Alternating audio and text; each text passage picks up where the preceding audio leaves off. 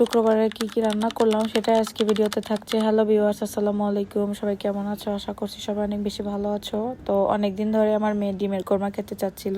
আমার মেয়ের জন্য ডিমের কোরমা রান্না করলাম, পাশাপাশি এখানে চিকেন রান্না করেছি আর একটু পোলাও রান্না করেছি। আমার তো বেশ ভালোই লাগে, কোরমার সাথে পোলাও না হলে তো জমবেই না।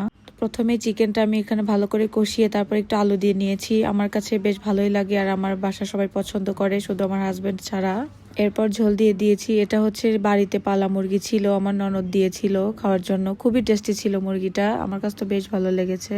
চিকেনটা হয়ে আসার পরে এখানে আমি ডিমের কোরমার জন্য সবকিছু রেডি করে নিয়েছি। খুবই ভালো হয়েছিল, এটা ঘি দিয়েছি আমি। আর আগে থেকে ভেজে রাখা ডিম দিয়ে ভালো করে একটু কষিয়ে নিব, হালকা ঢেকেও দিয়েছিলাম। এরপরে পোলাও রান্না করার জন্য আমি চালটা ভিজিয়ে রেখেছি। তো লাস্ট ওয়ান আমি এখানে হালকা একটু ঘি ইউজ করেছিলাম আর কাঁচামরিচ আর হালকা একটু চিনি। এতে টেস্টটা অনেক ভালো আসে আর ফ্লেভারটা আরও বেশি ভালো আসে। এরপরে আমি পোলাওটা রান্না করেছি, এখানে অনেক ভালো করে ভেজে নিচ্ছিলাম। এই তো ভিডিওটি কেমন লাগলো সবাই কমেন্ট করে জানাবেন। Thanks for watching my video. আল্লাহ হাফেজ।